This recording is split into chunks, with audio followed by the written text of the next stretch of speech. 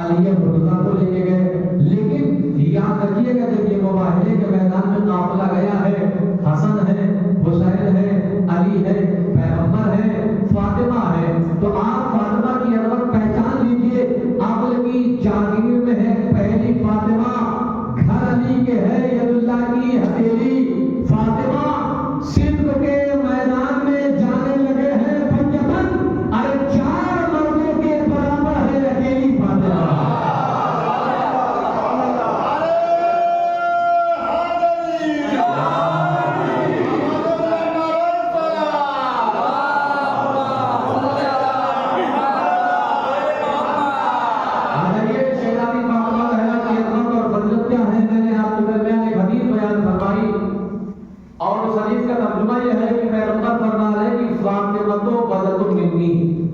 فاطمہ کیا ہے؟ میرا جز ہے، میرا حصہ ہے، میرا پارے جگر ہے۔ اور یہی نہیں، پیغمبر نے آگے بھی ارشاد فرمایا کہ جس نے فاطمہ کو راضی کیا اس نے مجھے راضی کیا، جس نے مجھے راضی کیا اس نے خدا کو راضی کیا۔ یعنی مطلب یہ ہے کہ فاطمہ کی رضا نبی کی رضا ہے اور نبی کی رضا خدا کی رضا ہے۔ پیغمبر نے اور آگے ارشاد فرمایا جس نے فاطمہ کو ناراض کیا اس نے مجھے ناراض کیا، جس نے مجھے ناراض کیا اس نے خدا کو ناراض کیا۔ اس کا مطلب یہ ہے کہ فاطمہ ناراض تو پیغمبر ناراض، پیغمبر ناراض تو خدا بھی ناراض۔ اور یہ بھی یہ بات بالکل حقیقت ہے کہ جس سے خدا ناراض ہو وہ کبھی جنت میں داخل نہیں ہو سکتا، وہ کبھی جنت میں داخل نہیں ہو سکتا۔ آج بھی ہمارے درمیان لوگ ایسا الزام ہم پر عائد کرتے ہیں کہ آپ صحابیوں کو نہیں مانتے، آپ اصحاب رسول کو نہیں مانتے۔ کون کہتا ہے کہ ہم اصحاب رسول کو نہیں مانتے؟ سلمان کو ہم مانتے ہیں، ابو ذر کو ہم مانتے ہیں، عمر کو ہم مانتے ہیں، مقداد کو ہم مانتے ہیں، سلمان فارسی کو ہم مانتے ہیں۔ لیکن میرے عزیزوں یاد رکھیے گا، بس ہم میں اور تم میں فرق یہ ہے کہ ہم بھی صحابی کو مانتے ہیں، آپ بھی صحابی کو مانتے ہیں۔ ہم میں اور تم میں فرق یہ ہے کہ ہم اسے مانتے ہیں جسے رسول نے مانا ہو، ساتھ میں بطول نے مانا ہو۔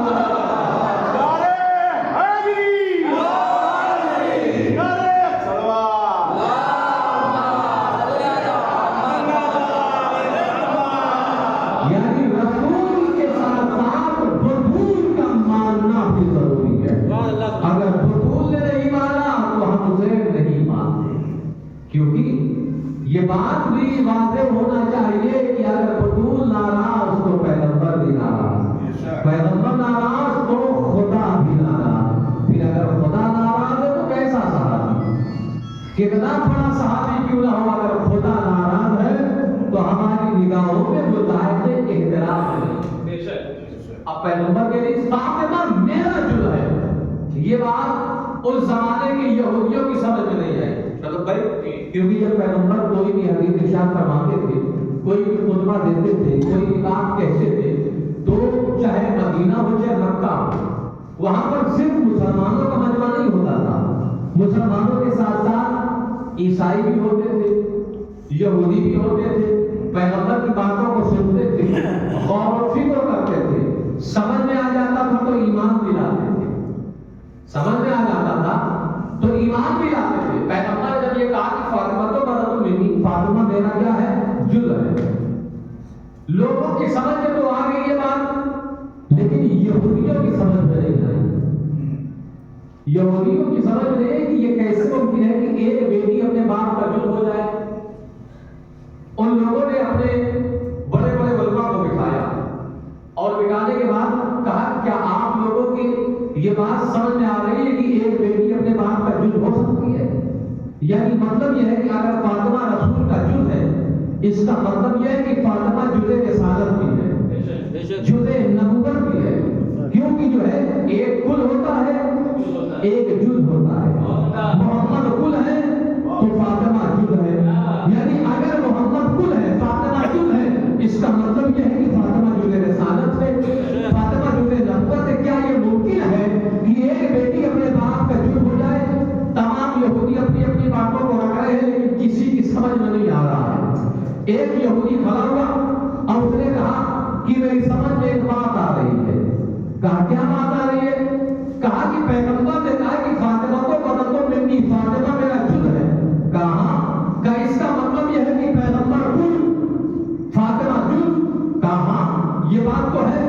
کہا اب سمجھو کہ جو کل کی عظمت ہوگی وہی جز کی عظمت ہوگی. بھائی جو میرے پورے بدن کی عظمت ہے وہی میرے ہاتھ کی بھی ہے، وہی میری آنکھوں کی بھی ہے، وہی میری زبان کی بھی ہے. جو کل کی عظمت ہوگی اس یہودی نے کہا وہی جز کی بھی ہونا چاہیے. کہا یہ بات تو بالکل حقیقت ہے. تو اس یہودی نے کہا کہ میں نے دیکھا ہے کہ کل کے ہاتھ پہ جب سنگریزہ آتا تھا تو کلمہ پڑھنے لگتا تھا. کل کا مطلب پیغمبر، یعنی پیغمبر کے ہاتھ پہ جب پتھر آتا تھا، کنکر آتا تھا، سنگریزہ آتا تھا تو کلمہ پڑھنے لگتا تھا. کہا یہ تو ہم نے بھی دیکھا ہے. کہا بس یہی تو سمجھنے کی بات ہے کہ جو کل کی عظمت ہے وہی جز کی بھی ہونا چاہیے. کا مطلب یہ ہے کہ اگر پیغمبر کے ہاتھوں پہ سنگریزہ کلمہ پڑھ سکتا ہے تو اس کا مطلب یہ ہے کہ اگر فاطمہ جد رسالت ہے تو فاطمہ کے ہاتھ پہ بھی سنگریزہ کلمہ پڑھے گا. فاطمہ کے ہاتھ پہ بھی کنکر کلمہ پڑھے گا. کہا یہ تو صحیح ہے. کافر چلتے ہیں آزمایا جاتا چلے آزمایا جاتا. یہ یہودی آئے در بطول پر اپنے اپنے جیب میں پتھر رکھے ہوئے، سنگریزہ رکھے ہوئے، در بطول پہ آتا خلوات کیا. جناب پیتا نے دروازہ کھولا. دیکھیے میں جناب پیتا کی فضیلت آپ کی یہاں 2 سال پہلے پڑھ چکا ہوں. میں جناب پیتا کی فضیلت نہیں پڑھوں گا، میں شہزادی فاطمہ زہرا کی عظمت پڑھوں گا. بس ایک نقطہ آپ تک پہنچانا چاہوں کہ شہزادی فاطمہ زہرا کی عظمت کیا ہے. جناب پیتا نے دروازہ کھولا. کہا کون؟ کس لیے آئے ہو؟ کہا ہم یہودی ہیں اور ہم فاطمہ سے ملنا چاہتے ہیں. جناب پیتا نے کہا کہ میری شہزادی کسی نامحرم کے سامنے نہیں جاتی. آپ سنیے، میری شہزادی کسی نامحرم کے سامنے نہیں جاتی. یہودیوں نے کہا لیکن ہمیں ضروری کام ہے. جناب پیتا نے کہا کہ آپ کو جو پوچھنا مجھ سے کہو، میں اپنی شہزادی میں پوچھ کر آتی ہوں، آپ کو جواب دوں گی. ان لوگوں نے کہا ہمیں پوچھنا نہیں ہے، ہمیں دیکھنا ہے. یہودیوں نے کہا ہمیں پوچھنا نہیں ہے، ہمیں دیکھنا ہے. جناب پیتا نے کہا لیکن ہم نے آپ سے کہہ دیا کہ ہماری شہزادی کسی نامحرم کے سامنے نہیں ہوگی. کہا کہ اگر سامنے نہیں ہوگی تو ہم دیکھیں گے کیسے. جناب پیتا نے کہا لیکن یہ بتاؤ تم آئے کس لیے ہو؟ یہودیوں نے کہا آئے کس لیے ہو، کیا دیکھنا چاہتے ہو؟ ان لوگوں نے کہا کہ پیغمبر نے فرمایا کہ فاطمہ کو بدل دو منی. کہا بالکل صحیح ہے. کہا ہم اسی کو دیکھنا چاہتے ہیں. یہودیوں نے کہا ہم اسی کو آزمانا چاہتے ہیں، دیکھنا چاہتے ہیں. جناب پیتا نے کہا کیسے دیکھو گے؟ کہا کہ ہم نے دیکھا کہ پیغمبر کے ہاتھوں پہ سنگریزہ آتا تھا اور کلمہ پڑھنے لگتا تھا، ہے نا، کلمہ پڑھنے لگتا تھا. کہا یہ بات بالکل صحیح ہے. تو یہودیوں نے کہا کہ اگر فاطمہ اپنے بابا کا جد ہے تو اس کا مطلب یہ ہے کہ جب کل کے ہاتھوں پہ سنگریزہ کلمہ پڑھ رہا ہے تو جز کے ہاتھوں میں کلمہ پڑے گا، فاطمہ کے ہاتھ میں سنگریزہ کلمہ پڑے گا. جناب پیتا نے کہا بس اتنی سی بات ہے. جناب پیتا نے کہا بس اتنی سی بات ہے. یہودیوں نے کہا آپ کو اتنی سی بات لگتی ہے، ہم کل سے اسی بات کے لیے پریشان ہیں، پوری رات ہمیں نیند نہیں آئی اور آپ کہہ رہے بس اتنی سی بات ہے. جناب پیتا نے ایک یہودی کی جانب اشارہ کیا، قریب آ جاؤ. یہودی قریب آیا. تیرے جیب میں پتھر ہے؟ ہاں میرے جیب میں پتھر ہے. جناب پیتا نے اپنا ہاتھ بڑھایا. کہا اللہ وہ پتھر میرے ہاتھ پہ رکھ دے. سمجھو میرے عزیزو، اللہ وہ پتھر میرے ہاتھ پہ رکھ دے. یہودی نے کہا کہ ہم یہ پتھر فاطمہ کے ہاتھ پہ رکھنے کے لیے لائے ہیں. توجہ عزیزو، ہم یہ پتھر فاطمہ کے ہاتھ پہ رکھنے کے لیے لائے ہیں اور آپ کے لیے میرے ہاتھ پہ رکھ دے. جناب پیتا نے کہا پتھر رکھ کے تو دے. توجہ میرے عزیزو، جناب پیتا نے کیا کہا پتھر رکھ کے تو دے. یہودی نے اپنے جیب سے پتھر نکالا اور جناب پیتا کے ہاتھ پہ رکھ دیا. جیسے ہی وہ پتھر جناب پیتا کے ہاتھ پہ آیا، پتھر نے کلمہ پڑھا، لا الہ الا اللہ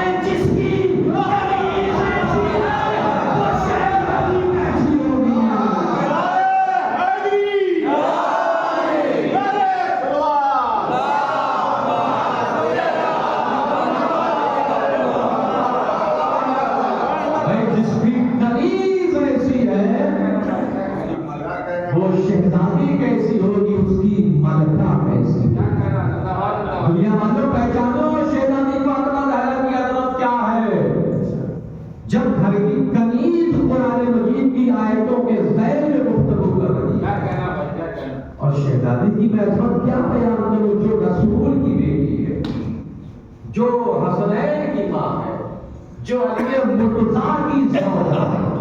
اور میں آپ کو یہ بات بتاتا چلوں کہ اگر کوئی اپنا تعریف کر رہا ہے تو ہمارا دل بہلانے کے لیے ہماری تعریف کرتا ہے، لیکن اگر ہماری تعریف کوئی دشمن کرے تو اس کا مطلب یہ ہے کہ وہ تعریف کے قابل ہے، ایسا تعریف کے قابل ہے.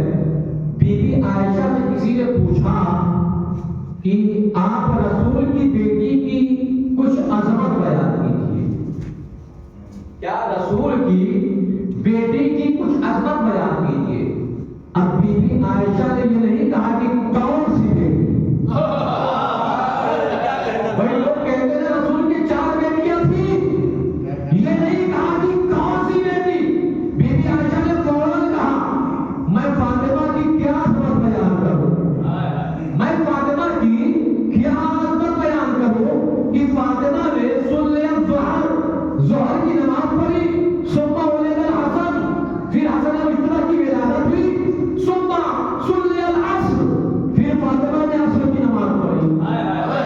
میں فاطمہ کی کیا عظمت بیان کروں کہ آپ نے ظہر کی نماز پڑھی، ظہر کی نماز کے فوراً بعد حسن مشتبہ پیدا ہوئے اور حسن مشتبہ کی ولادت کے فوراً بعد بی بی فاطمہ نے کون سی نماز پڑھی؟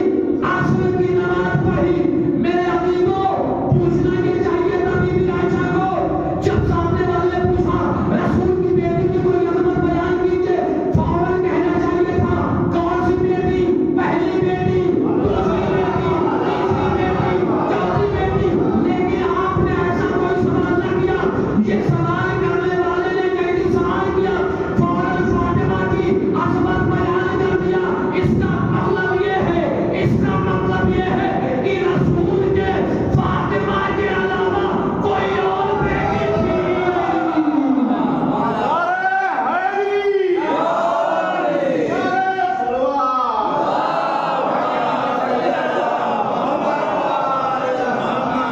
اس کا مطلب یہ ہے کہ رسول کے فاطمہ کے علاوہ کوئی اور بیٹی نہیں تھی. اگر کوئی بیٹی ہوتی تو بی بی عائشہ فوراً پوچھی کون سی بیٹی کی عظمت ہے.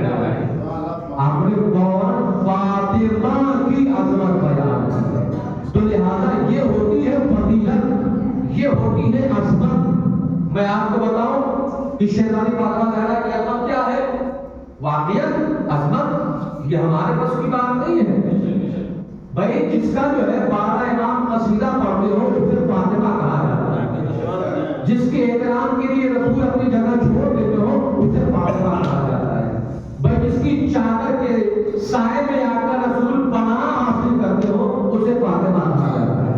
ہم فاطمہ زہرا کی یا شہزادی فاطمہ کی کیا عظمت بیان کر سکتے ہیں. میں آپ کے درمیان شہزادی فاطمہ زہرا کی ایک عظمت، عظیم الشان عظمت آپ کے درمیان بیان کرنا چاہتا ہوں. اور سوچئے گا کہ کیا عظمت ہے اور کیا فضیلت ہے رسول کی بیٹی کی. تاریخ بتاتی ہے کہ مسجد کوفہ کا منبر ہے اور مسجد کوفہ کے منبر سے سلولی کا دعویٰ کیا جا رہا ہے. کرنے والا کون ہے؟ مولا علی نہیں ہے، کیونکہ مولا علی نے اپنی زندگی میں سلولی کا دعویٰ کیا ہے اور علی کے بعد کسی نے بھی سلولی کا دعویٰ نہیں کیا ہے. اور شوکت بھائی قرآن مجید کی ایک آیت کریمہ ہے فَاسْأَلُوا أَهْلَ الذِّكْرِ إِن كُنتُمْ لَا تَعْلَمُونَ، یعنی تم اہل ذکر سے سوال کرو اگر تمہیں علم نہیں ہے یا تمہیں جانکاری نہیں ہے. یہ فَاسْأَلُوا قرآن کی آیت ہے نا، فَاسْأَلُوا ہی رہ جاتا اگر علی کا سلولی نہ ہوتا. فَاسْأَلُوا ہی رہ جاتا اگر علی کا سلولی نہ ہوتا. اب منبر کوفہ ہے، کون؟ ایک خطیب بہترین زبان میں، چرم زبانی بہترین زبان کا مالک، اس کے خطبے کا چرچا پورے کوفے میں پھیل چکا ہے، ہر کوئی اس کا شہدائی ہو گیا. ایک دن کوفے میں علی کی محبہ چاہنے والی رہتی تھی. اس نے بھی سنا کہ بہت اچھا خطیب آیا ہے جو مسجد کوفہ میں بڑا اچھا خطبہ دیتا ہے اور اس کے خطبے کا پورے کوفہ میں چرچا ہو گیا، ہر کوئی شہدائی ہے۔ اب اس نے سوچا کہ آج میں بھی اس کا خطبہ سننے کے لیے ضرور جاؤں، دیکھتی ہوں کہ وہ کیسا خطبہ دیتا ہے۔ اتنا اچھا خطبہ دیتا تھا وہ، جو مسجد کوفہ کا خطیب کا اتنا اچھا خطبہ دیتا تھا کہ اس کا خطبہ صبح کی نماز کے بعد ہوتا تھا، لوگ جگہ عشاء کے بعد ہی لے لیا کہ صبح کی نماز کے بعد آتے تو جگہ نہیں ملتی تھی سننے کے لیے، بیٹھنے کے لیے۔ آپ سوچیے کتنا بہترین زبان کا مالک بنا ہوگا۔ یہ بھی علی کی محبت چلی، جگہ مل گئی، خطبہ سن رہی ہے، بیٹھی ایک جگہ۔ اب صبح کی نماز کے بعد اس خطیب کا خطبہ شروع ہوا۔ خطیب نے خطبہ جب شروع کیا، جب اس نے دیکھا کہ پورا مجمع جو میرا شہدائی ہو گیا ہے، اس خطیب نے فوراً ایک جملہ کہا، سلونی سلونی قبل ان تفردونی، تم پوچھو مجھ سے جو بھی پوچھنا ہو پوچھو، قبل اس کی میں تمہارے درمیان نہ رہوں۔ یعنی کہ محبت تھی نا، اس کے ذہن میں بات ہے، یہ تو دعویٰ میرے مولا نے کیا تھا، اور میرے مولا نے یہ بھی کہا تھا کہ اگر میرے بعد کوئی سلونی کا دعویٰ کرے تو اس کا مطلب یہ کہ وہ جھوٹا ہے۔ اب دیکھتے ہیں یہ سلونی کا دعویٰ کی کر رہا ہے، اس کا مطلب یہ ہے کہ یہ میرے مولا کے مقابلے میں اپنے آپ کو لا رہا ہے، برابر لا رہا ہے، اور میرے مولا نے کہا کہ وہ اپنے دعوے میں جھوٹا ہوگا، لہذا اس کو آزمایا جائے۔ کیا یہ صحیح دعویٰ ہے؟ وہ علی کی محبہ آگے بڑھی، آگے بڑھنے کے بعد کہا، قبلہ آپ نے کہا ہے کہ سلونی سلونی، ہاں بالکل، جو پوچھنا پوچھو، کیا پوچھنے کے لیے آئی ہو؟ اس نے کہا میرے چند سوال ہے، اس کا جواب چاہتی ہوں۔ اس خطیب نے کہا بالکل پوچھیے، آپ کیا پوچھنا ہے؟ کہ میرا سوال یہ ہے کہ آپ بتائیے آسمان کتنے ہیں؟ سوال بڑا آسان سوال، آسمان کتنے ہیں؟ خطیب نے فوراً جواب دیا 7۔ اس میں کوئی پوچھنے والی بات ہے؟ یہ کوئی معمولی سوال، 7 آسمان ہے؟ کہا 7 آسمان ہے؟ کہا کبھی آپ مجھے 7 آسمان کے نام بتا دیجیے۔ خطیب سے سوال کر لیا، 7 آسمان کے نام بتا دیجیے۔ چہرہ متغیر ہو گیا، ہم تو سوچ رہے تھے کہ زمین کا سوال ہوگا اور یہ آسمان تک پہنچ گئی۔ 7 آسمان کے نام بتا دیجیے۔ یہ پریشان کا اچھا یہ بتاؤ، خطیب نے سوال کیا، اچھا یہ بتاؤ آپ یہ مردوں کے درمیان کیا کر رہے ہیں؟ بھائی جواب نہیں ہے نا، یہ مردوں کے درمیان کیا کر رہی ہو؟ اب اس کے بعد اس خاتون نے کہا مطلب کیا تمہیں پتا ہے کہ ایک خاتون کو مردوں کے درمیان نہیں آنا چاہیے؟ اس خاتون نے کہا یہ بتائیے مسجد افضل ہے یا میدان؟ مسجد افضل ہے یا میدان؟ کہا مسجد۔ کہا آپ نے کہا کہ مردوں کے درمیان عورت کو نہیں آنا چاہیے، میں تو مسجد میں آ گئی اور آپ نے کہا کیوں آئی ہو؟ اگر کوئی بیوی مردوں کے درمیان میدان میں آ جائے، سلام پڑھے محمد۔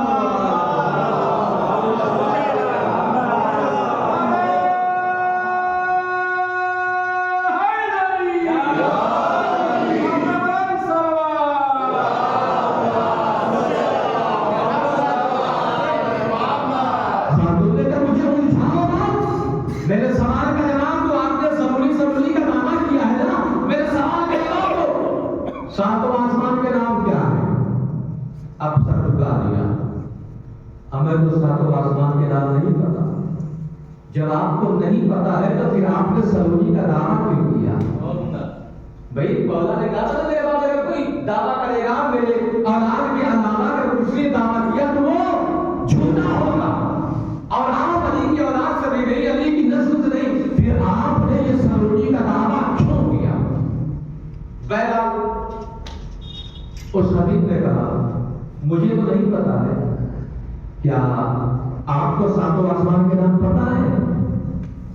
اس خاتون نے کہا مجھے بھی نہیں پتا تھا، میرے مولا نے بتایا ہے۔ مجھے بھی نہیں پتا تھا، میرے مولا نے بتایا ہے۔ کہا اچھا تمہارے مولا نے بتایا ہے؟ کیا بتایا ہے؟ کہا اسی مسجد کوفہ میں ایک یہودی آیا اور اس نے آ کر میرے مولا سے سوال کیا، مولا یہ بتائیے کہ آپ یہ بتائیے آسمان کتنے ہیں؟ علی نے کہا 7۔ اس نے کہا ساتوں آسمان کے نام بتا دیجیے۔ میرے مولا نے ساتوں آسمان کے نام بتائے۔ کہا اچھا تمہارے مولا ساتوں آسمان کے نام بتائے؟ ہاں بتائے ہیں۔ کیا نام ہے؟ اس خاتون نے کہا میرے مولا نے بتائے ہیں، پہلے آسمان کا نام رقی ہے، رے قاف یہ ہے رقی۔ دوسرے آسمان کا نام قیدوم ہے، قاف یہ دال با میم قیدوم۔ تیسرے آسمان کا نام مارون ہے، میم الف رے وا میم مارون۔ چوتھے آسمان کا نام ارفنون ہے، الف رے فے لا وا نون۔ پانچویں آسمان کا نام عروس ہے، یعنی ایک نام کا پتا نہیں ہے، رقی، قیدوم، مارون، ارفنون، یہ چوتھے آسمان کا نام ارفنون۔ اب اس کے بعد پانچویں آسمان کا نام حیبوب، فے واو فے حیبوب۔ چھٹے آسمان کا نام عروس، عین رے واو سین عروس۔ ساتویں آسمان کا نام عجمہ، عین جیم میم الف حمزہ۔ ساتوں آسمان کے نام ہو گئے۔ خاتون نے ساتوں آسمان کے نام گنا دیا، یہ میرے مولا نے بتایا ہے، رقی، قیدوم، مارون، ارفنون، حیبوب، عروس، عجمہ، 7 آسمان کے نام۔ اب اس کے بعد اس خاتون نے کہا یہی نہیں، میرے مولا نے اور بھی بتایا ہے۔ کیا بتایا ہے؟ کل ساتوں آسمان کے رنگ بھی بتائے ہیں، ساتوں آسمان کے رنگ بھی بتائے ہیں۔ کہا کیا رنگ ہے؟ اس نے کہا پہلے آسمان کا رنگ دھوئے کے جیسا ہے، دوسرے آسمان کا رنگ لوہے کے جیسا ہے، تیسرے آسمان کا رنگ تانبے کے جیسا ہے، چوتھے آسمان کا رنگ توجہ میں رہتی ہو، چوتھے آسمان کا رنگ چاندی کے جیسا ہے، پانچویں آسمان کا رنگ سونے کے جیسا ہے، چھٹے آسمان کا رنگ موتی کے جیسا ہے، ساتویں آسمان کا رنگ سرخ ہیرے کے جیسا ہے۔ کہا اچھا تیرے مولا نے ساتوں آسمان کے رنگ بھی بتا دیے ہیں؟ کہا میرے مولا نے ساتوں آسمان کے رنگ نہیں، اس کے ساتھ ساتھ میرے مولا نے ایک آسمان سے دوسرے آسمان کی دوری بھی بتائی ہے، دوری بھی بتائی ہے۔ کہا کتنی دوری ہے؟ کہا 1 عربی گنا، ایک آسمان سے دوسرے آسمان کی دوری 1 عربی گنا۔ جب لگاتار سارے 900 سال تک لگاتار دوڑنا رہے دنوں رات، تب جا کے ایک آسمان سے دوسرے آسمان تک سارے 900 سال لگاتار دوڑنا رہے، تب جا کے ایک آسمان سے دوسرے آسمان تک پہنچے گا۔ اچھا اتنی دوری ہے؟ کہاں اتنی دوری ہے۔ کہاں کیا بتایا ہے تیرے مولا نے؟ اس ساتوں نے کہا میرے مولا نے اور یہ بتایا ہے، یہ ساتوں آسمان کے بعد 7 حجاب بھی ہے۔ جو میں شہزادی فاطمہ زہرا کی خدمت بیان کر رہا ہوں، میرا دل توجہ، ساتوں آسمان کے بعد 7 حجاب بھی ہے۔ کہا اچھا 7 حجاب یعنی 7 الگ الگ پردے؟ کہا وہ کون؟ کہا حجاب اول، حجاب ثانی، حجاب ثالث، حجاب رابع، حجاب خامس، حجاب سادس، اور جو 7واں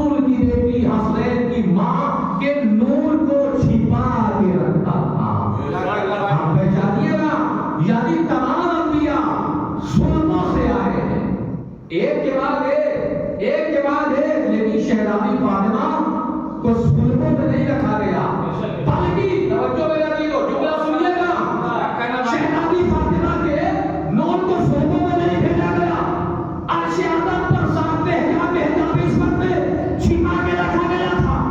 अब शबे मेराज, तवज्जो, शबे मेराज पैगंबर इस्लाम अर्श आदम पर, तवज्जो मेरा दिलो, अर्श आदम पर किस लिए मेराज के लिए गए थे? घूमने गए थे, टहलने गए थे, आसमान देखने गए थे। भाई ये तो वहीं के रहने वाले थे, वहीं से रह के आए थे, इनको वहां जाने की जरूरत क्या है? मेरे दिलो याद रखिएगा कि शबे मेराज अर्श आज़म पर मुरसले आज़म इसमें आज़म लेने गए थे। सलावत पढ़े मोहम्मद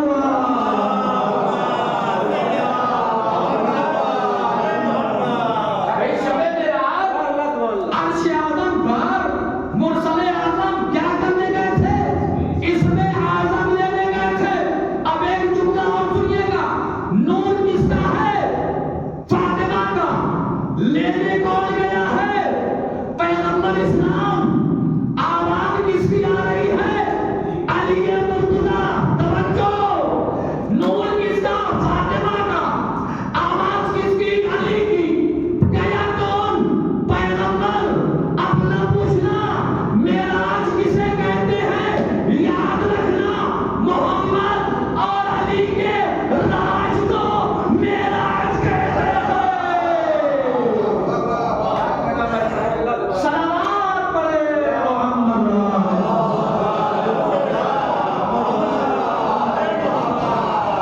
भाई सवाल कैसा कि मेराज किसे कहते हैं?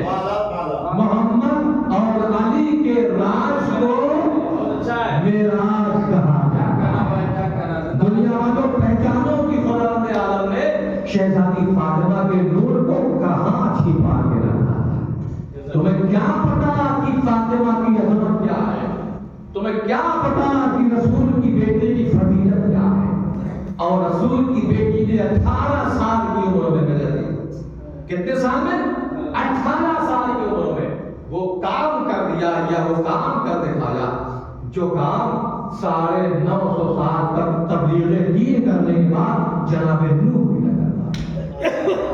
वो काम शहजादी फातिमा ज़हरा ने 18 साल की उम्र में कर दिया। अब आप रसूल पहचान सकते हैं क्या अज़मत है, क्योंकि खुदा आलम ने हदीस कुदसी में एक जुमला कहा। क्या जुमला है? लौलाका या मोहम्मद लमा खलक़ुल अफ़लाक। मतलब ये है कि आए मोहम्मद, अगर तुम्हें खल्क़ करना ना होता तो मैं इस कायनात को खल्क़ न करता। अगर मोहम्मद, अगर तुम्हें खल्क़ करना ना होता तो मैं इस कायनात को न खल्क़ करता। उसके बाद और फरमाया, और अगर अली को खल्क़ करना होना होता तो मैं तुम्हें भी खल्क़ करता, और अगर फातिमा को खल्क़ करना ना होता तो मैं न तुम्हें खल्क़ करता ना अली को खल्क़ करता। यानी ये पूरी कायनात वसीला है मोहम्मद मुस्तफा का। मोहम्मद मुस्तफा का ये पूरी कायनात क्या है? वसीला है। लेकिन खुदा आलम ने ये भी साबित कर दिया कि अगर फातिमा ना होती तो इसका मतलब ये है कि कुछ भी ना होता। ये दुनिया किसके पीछे है? मोहम्मद मुस्तफा के पीछे। लेकिन मोहम्मद मुस्तफा अपनी बेटी को कह रहे फातिमा तो बबीहा। फातिमा कौन है? अपने बाप की माँ। अज़मत पहचानिए आप शहजादी फातिमा की। क्या है? फातिमा तो बबीहा, फातिमा अपने बाप की माँ है। क्या ये आज तक ये कहीं देखा गया है? नहीं देखा गया, लेकिन यहाँ पर देखा गया है। आपको मालूम है, मैं आप तक आखिरी बात फलाई पहुंचा रहा हूँ, बस ये याद रखिएगा शहजादी फातिमा ज़हरा की अज़मत मुझे बयान करना है।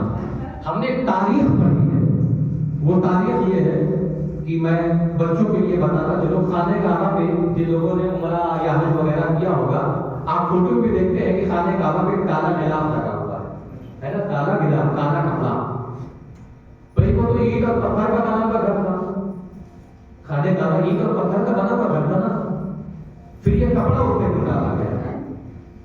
خانہ کعبہ پہ کپڑا کیوں ڈالا گیا؟ معلوم اس کی وجہ کیا ہے؟ جناب اسماعیل کی جس قبیلے میں شادی ہوئی تھی اس قبیلے کا نام تھا بنی جرہم. بنی جرہم، بہت سے لوگ انہیں بنی درہم بھی کہتے تھے، درہم دینار والے. یہ بڑے پیسے والے تھے.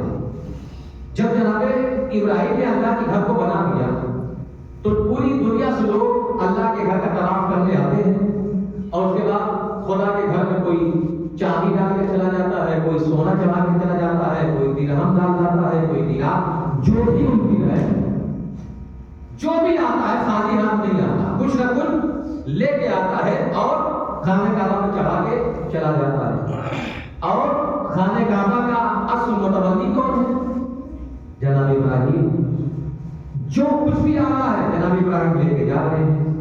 اب جناب اسماعیل کی سسرال والوں نے، قبیلے بنی جرہم کے لوگوں نے جب یہ دیکھا کہ یہ خانہ کعبہ پہ لوگ آتے ہیں، کوئی کچھ چاہ کے چلا جاتا ہے، یہ تو جو ہے اگر 2-4-10 مہینہ ایسے ہی رہ گیا تو ابراہیم کا خاندان تو ہم سے بڑا ہو جائے گا. تو ابراہیم کا خاندان تو ہم سے زیادہ پیسے والا ہو جائے گا. بھائی ہم تو بنی درہم ہے، ہم سے آگے وہ نکل جائیں گے، پھر ہم درہم کے مالک وہ ہو جائیں گے. اب اس قبیلے کے لوگوں کی میٹنگ ہوئی، کیا کیا ہے، تمام لوگ بیٹھے. ان لوگوں کی میٹنگ میں یہ پاس ہوا کہ اسی کے جیسا ہم بھی ایک گھر بناتے ہیں، ہم بھی خانہ کعبہ کے جیسا ایک گھر بناتے ہیں. بشیر علی فاطمہ ذرا کی اب بیان کر رہا ہوں، ایک گھر بناتے ہیں اور اس کے بعد ہم اعلان کر دیں گے کہ خدا کا گھر وہ نہیں یہ ہے. ابراہیم کیا کر لیں گے؟ لوگ وہاں کے بجائے یہاں آئیں گے اور یہاں سونا چاندی اور ہیرے جواہرات چڑھا کے جائیں گے. گھر بنا دیا گیا، اعلان ہو گیا. وہ گھر جو بنا ہے اس سے لمبا بھی ہے، اس سے چوڑا بھی ہے، اس سے خوبصورت بھی ہے، اس سے اونچا بھی ہے، اس سے بڑا بھی ہے، سب کچھ. اب ادھر لوگ آنے لگے. اب کیا ہوا؟ ادھر لوگ آنے لگے. ابھی خلاف کا نماز نہیں تھا، ادھر لوگ آنے لگے. اب ادھر ابراہیم پریشان، میں کیا کروں بھائی؟ اب ادھر کے لوگ رنگ آنے لگے، اب میں کیا کروں؟ حکم پروردگار کا انتظار کر رہے ہیں کہ میرے خدا کا حکم کیا ہوتا ہے. انتظار کر رہے تھے، اچانک جبریل امین نازل ہوئے. یا نبی اللہ کیا سوچ رہے ہیں؟ میں یہ سوچ رہا ہوں کہ لوگوں نے خدا کے گھر کے مقابلے میں اپنا ایک گھر بنا دیا ہے، اب میں کیا کروں؟ حکم پروردگار کا جبریل نے کہا حکم پروردگار ہے کہ اس وقت دیکھیے ہاجرہ کے سر پر کیا ہے. واہ، یہ حکم کا پروردگار ہے. دیکھیے ہاجرہ کے سر پر کیا ہے. جناب ابراہیم نے دیکھا تو کہا ہاجرہ کے سر پر کالی چادر ہے. کیا ہے؟ کالی چادر. توجہ میں نبی کو. اب جبریل نے کہا حکم پروردگار ہے کہ آپ ہاجرہ کی چادر کو لیجیے اور وہ کالی چادر خانہ کعبہ کی چھت پہ ڈال دیجیے اور اعلان کر دیجیے کہ جس گھر کی چھت پر ہاجرہ کی کالی چادر نہ آ جائے وہ اللہ کا گھر ہوگا. توجہ میرے عزیزو، توجہ کیا ہے؟ جس کی چھت پر ہاجرہ کی کالی چادر نہ آ جائے وہ اللہ کا گھر ہوگا. یعنی ہاجرہ کی چادر اتنی بڑی تھی، ہاجرہ کی چادر اتنی بڑی تھی کہ خدا کے گھر میں آ گئی. اب اس کے بعد اعلان ہو گیا، لوگ ادھر کی بجائے ادھر آنے لگے. اب میں نتیجہ دے رہا ہوں، یہ اللہ کا گھر ہے کیا؟ بیت اللہ یعنی اللہ کا گھر. میرے عزیزو یاد رکھیے گا، جس کے اوپر توجہ، جس کے اوپر ہاجرہ کی چادر ہو اسے بیت کہتے ہیں. جن کے اوپر فاطمہ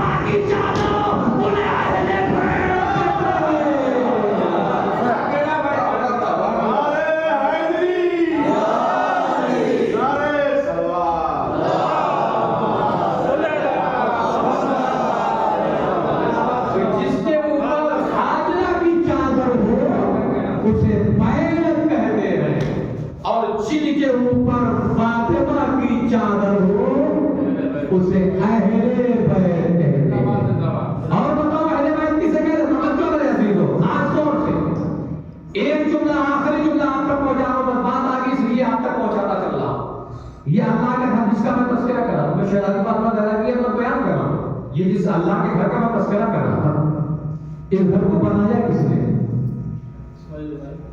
بھئی بنایا جناب ابراہیم نے۔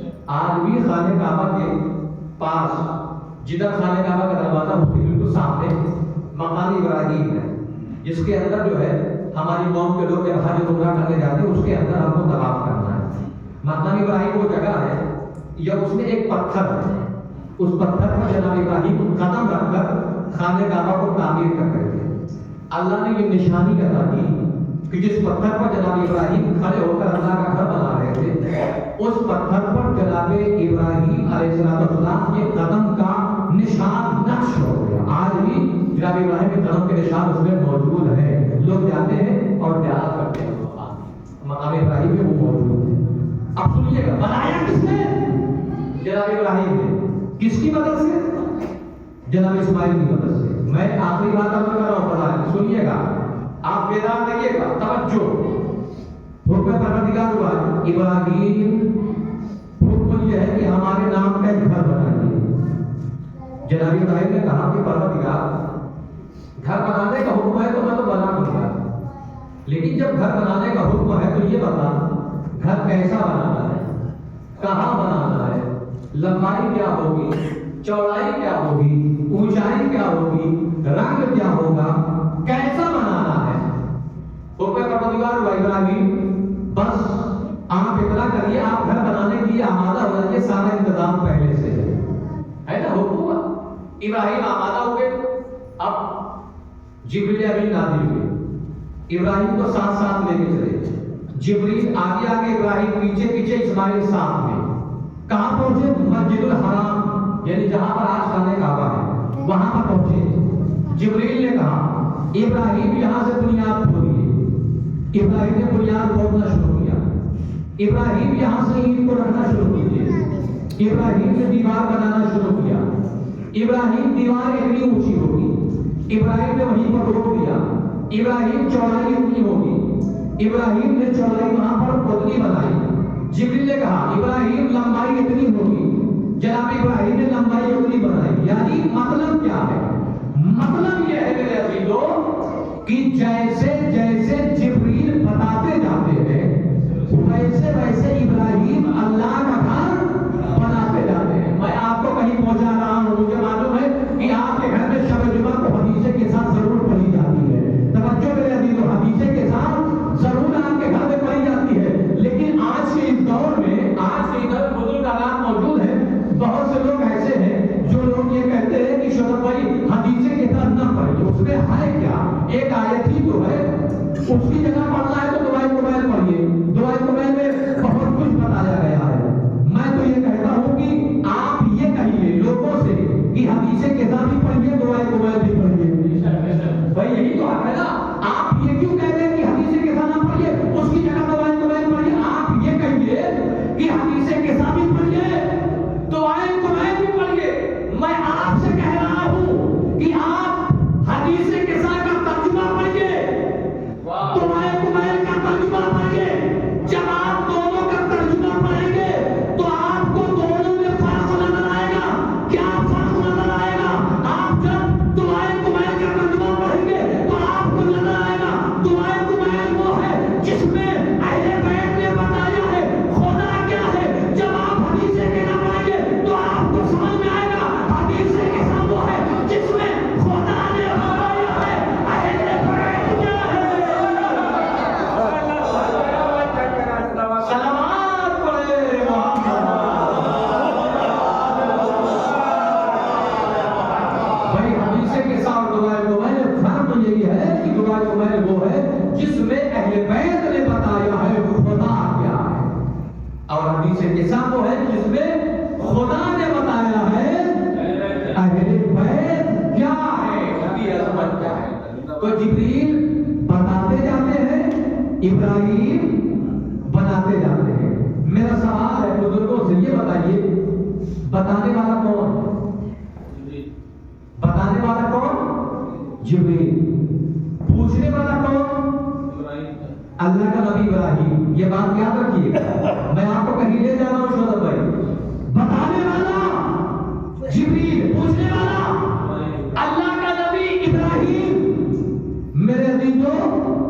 جو ابراہیم کو کل جبریل، توجہ ہے، جو جبریل کل ابراہیم کو بتا رہا تھا، جب پنجرہ کا قافلہ فاطمہ کی چادر کے نیچے آ گیا تو کل بتانے والا جبریل آج پوچھ رہا ہے یا رب کے ساتھ جو کل بتا رہا تھا آج وہی پوچھ رہا ہے یا رب کے ساتھ میرے پروردگار یہ چادر کے نیچے ہے کون؟ اب کیا ہوگا؟ آواز قدرت آئی، ہم فاطمہ دو وابوہا وبالوہا وبنوہا، یہ فاطمہ ہے، یہ فاطمہ ہے، ان کے والد ہیں، ان کے شوہر ہیں، ان کے دونوں بچے ہیں۔ اب سوال یہ ہے کہ کل بتا کون رہا تھا؟ جبریل پوچھ کون رہا تھا؟ اللہ کے نبی آج پوچھنے والا کون ہے؟ جبریل آج پوچھنے والا کون ہے؟ جبریل بتانے والا کون ہے؟ خدا پوچھنے والا کون ہے؟ جبریل بتانے والا کون ہے؟ خدا۔ میرے عزیزوں یاد رکھیے گا، یہی تو فرق ہے۔ ارے جس کا پتا جبریل بتائے اسے بیت کہتے ہیں، جن کا پتا خدا بتائے انہیں بیت کہتے ہیں۔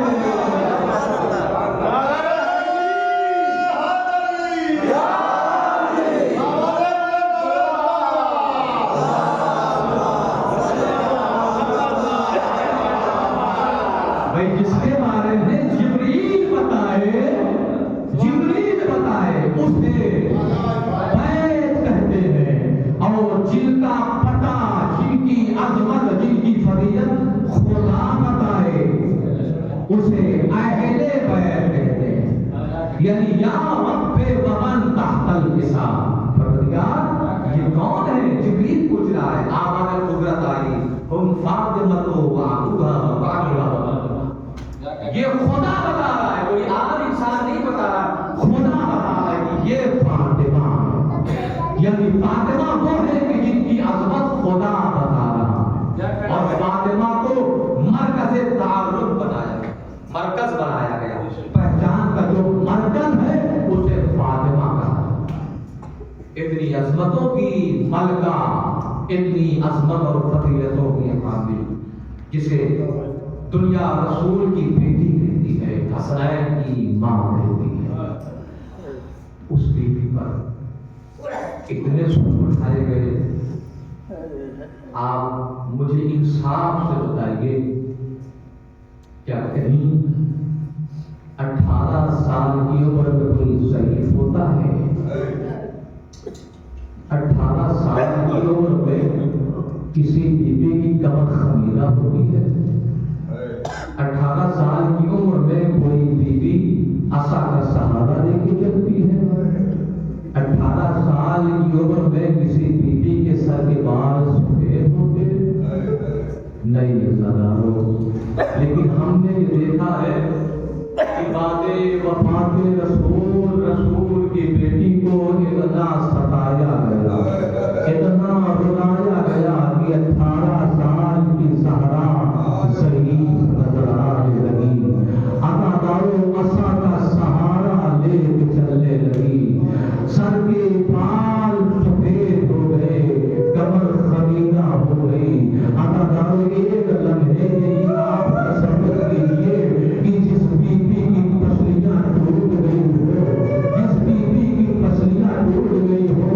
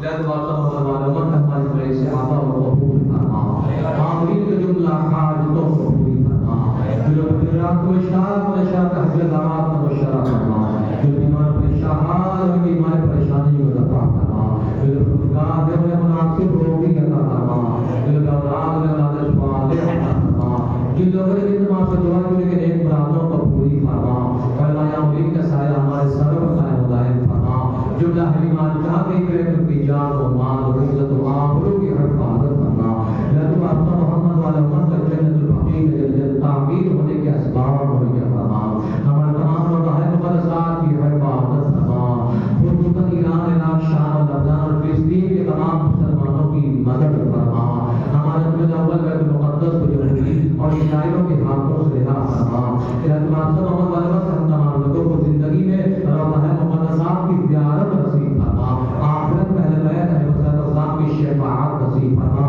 محمد والا کا اس وبا اور بیماری کے دوران ہماری قوم کے جو لوگ بھی بیمار پریشان ہیں ان کو بیماری کو تمام بیماریوں سے بی فاطمہ زہرا صلی اللہ علیہ وسلم میں شفاء کامل و عاجل عطا فرما محمد والا کا دل بند زہرا فرض علی و خدا حضرت یہ عصر امام زمانہ کے دور میں تعجیل فرما اور ہم سب کو کے آواز و انصار و شفا فرما ربنا تقبل منا انك انت السميع العليم آمين